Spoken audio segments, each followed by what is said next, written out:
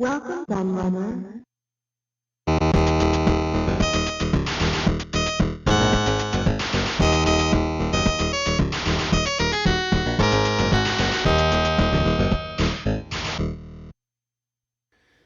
Hello everybody, Kieran aka The Laird here, and I've got a new video for you. And with it being Christmas very soon, in a couple of weeks really actually, I just wanted to get one last video in looking at a kind of stocking filler that you might want to pick up, because it's something that I picked up and I think it's pretty cool, which is obviously why I'm looking at it on the channel. And this is the Back to the Future card game. It's not strictly gaming related, but you'll probably all know, those who watch this channel, that I do cross over into other elements of geek culture from time to time, especially iconic movies and stuff that I love. And yeah, Back to the Future is one of my favourite films from the 80s, without doubt. I love the whole trilogy. It is my wife's favourite film from that time as well. She absolutely loves it. So when we saw this game on sale in TK Maxx, that is a price level from TK Maxx, for just $4.99, as you can see, reduced from $9.99. We were very pleased. And actually, the funny thing is, I say about that $4.99 reduced from $9.99, we saw this in another shop about a week after we bought it, and I can't remember what shop it was actually. It might have been HMV or somewhere like that. I can't exactly remember. But when we saw it in another shop, they were selling it for $14.99. So this was actually a third of the price that we saw it being sold for in another shop. So I'm not sure why TK Maxx have got it so cheap, but they have. So if you're in the UK and you have a TK Maxx near you, I believe you have TK Maxx in America as well, but I believe over there it's called TJ Maxx. And funny little fact here, that the reason why it's TK Maxx in the UK, not TJ Maxx, is because when TK Maxx came to the UK to open stores, they found that we already had a very similar chain of department stores called TJ Hughes, and they didn't want people to get confused between TJ Hughes and TJ Maxx, so they just changed it to TK Maxx, just using the next letter in the alphabet. So there you go. That's why we have TK Maxx and not TJ Maxx for you Americans, if you wondered. But there we go. I digress, because we are looking at Back to the Future, the card game, from a company called Shuffle, I've never heard of. Apparently it takes about 25 minutes to play. It's for 2 to 4 players, age 8+. On the back it just says work together to get the DeLorean to 88 miles per hour and go back to the future. So basically it's trying to sort of play on the film. Obviously officially licensed from Universal Studios, and it has guides in all sorts of languages and stuff. So we'll have a look. It is already open and stuff inside because I've already played it. But I'll go through it all. So we've got one deck of cards there. We have one deck of cards here as well. You'll see that they're slightly differently oriented. And then grab these little instructions out of here. And in the box, it's just kind of nice. It's just got the detail that lifts out, but nothing underneath it or anything. But a nice little bit of detail at the bottom of the box there.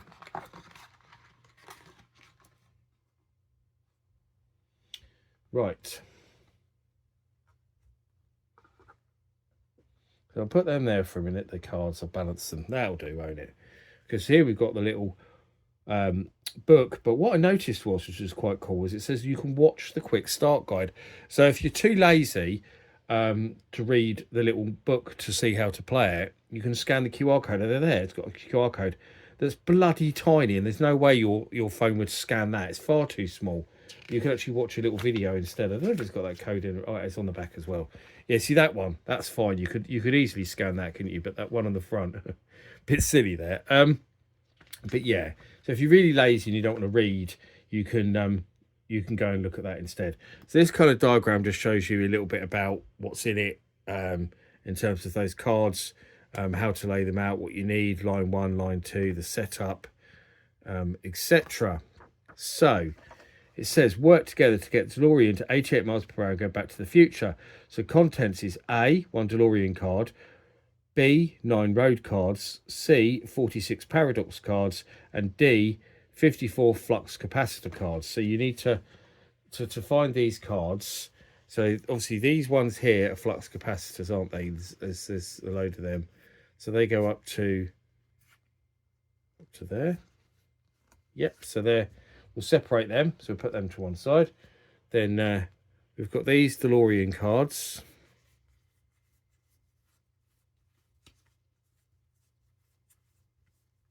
Are these all the same? Yep, so they're all of those. Well, of course, there's paradox cards, actually, I think. Or they're flux... Oh, no, because that's flux capacitor cards there. But it says there's 54 of those. Oh, I don't know. What we've got here, then? Oh, no, because these are more flux capacitor cards here. Haha, so...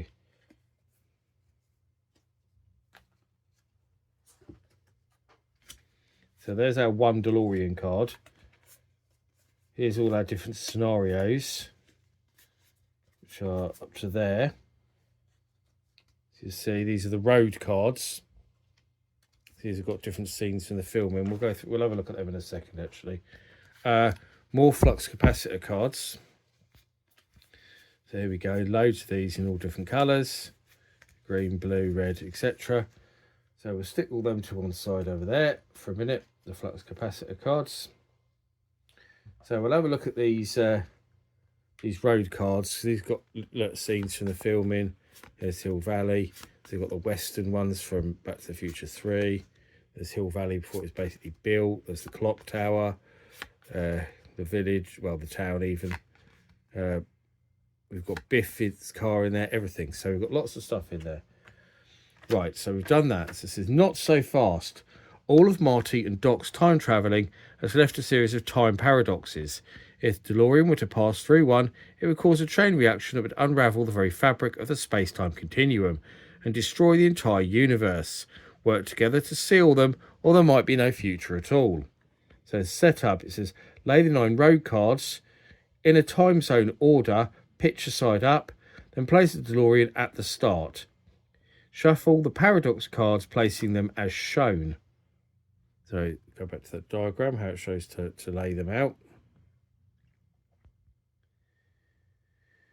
With the first 3 faced up, deal each player 5 flux capacitor cards face down, put the remaining flux capacitor cards face down on the flux capacitor image in the box.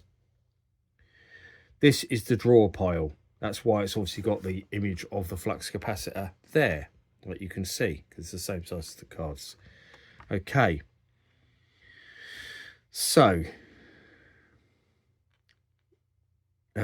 place the unused paradox cards to one side. Now flip over the first 3 paradoxes only. Paradoxes. Players need to work together to clear the paradoxes by laying flux energy that fulfills each paradox objective, clearing it from the time continuum. However, you are each playing for the future and cannot communicate with each other. You can only send signals which paradoxes you can help with. You cannot discuss any detail about the flux cards you have in hand. Interesting way of doing it, isn't it? Very secretive. Each paradox has a unique problem that must be fixed. Once the requirement of the paradox are met, the DeLorean is able to move to that space as long as the path to it is clear of the paradoxes. Flip the movie tile to reveal the road. So on your turn, lay one flux card that matches the requirements of any face-up paradox in play. You must lay a card on your turn. You can play a card, or even if it doesn't help to fix a paradox, if you cannot go or choose not to go, you can reveal the next paradox in line. However, this causes another paradox to appear in the future. Place a new paradox card face down somewhere in the future below an existing paradox. Pick up a new flux energy card from the draw pile. Play passes to the next player. Some paradoxes may go up and down before they're resolved, but try not to waste energy. When it's gone, it's gone. When all paradoxes from a time zone are clear, you can then reveal all the paradoxes for the next time zone. If you can clear all the paradoxes before running out of energy, you hit 88 miles per hour and send the DeLorean back to the future. So, interesting. It sounds quite complicated so far, doesn't it? And actually, it is quite complicated when you first start. It takes a while to get the hang of it. Decoding paradox cards. Decode the paradox card and find out how to solve them. The trick is to only read the buttons that are lit. Line 1 will show a digital number and a symbol. to tell you that your number must be equal to it, more than it, less than it, equal or more, equal or less. So let's grab one of those cards so you can see. So there we go.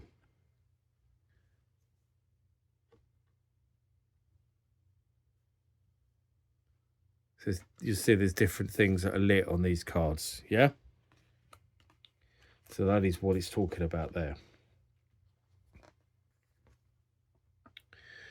So it says, example 1, the sum of your cards must be equal or less than -3. Line 2 will show another digital number. This tells you the minimum amount of cards that you must use. It also tells you the cards must be even, odd, positive or negative. The coloured buttons tell you what colours you must use. The coloured bar tells you that they must all be in different colours. Example 2, there should be at least one red and one blue card. Sometimes both lines show information for a harder paradox. Example 3, the sum of all cards must equal 10 with 2 even cards. Example 4, the sum of all cards must be equal or smaller than -3. There must also be at least one red and one blue card. Think you've got this paradox thing sorted, then play with less flux energy to sort out the real time travelers. I can't speak today, can I? Shuffle the flux cards and remove the following amount. Roads. Where we're going, we don't need no roads. Remove 2 flux cards. When this thing gets up to 88 miles an hour, you're going to see some serious SHIT. Remove 4 cards. Gigawatts. Remove 6 cards. So it's got all the different things, scenarios. So I found that when we played this, we kept having to keep referring back to this constantly. Because it's not easy to make sense of it. So here's our scenarios here with our dates on there. As I showed you these with the different colours, so red, white, red, green, blue. They've got their colours and their numbers on. That's our DeLorean card. And here's our flux capacitor cards with the -2, -1, 10, 20, whatever on. And these are coloured as well, so red, purple, blue, green. So, yeah. You'll see those are yellow, those are green, those are red. So, actually, yeah, there's a lot more to this than you would find with, with other card games of this type, I found. And I did find it quite confusing to play, in actual fact. At first, we kept having to read back because we didn't quite understand what it meant. And it's a shame this image isn't a little bit bigger because you keep having to go back to it.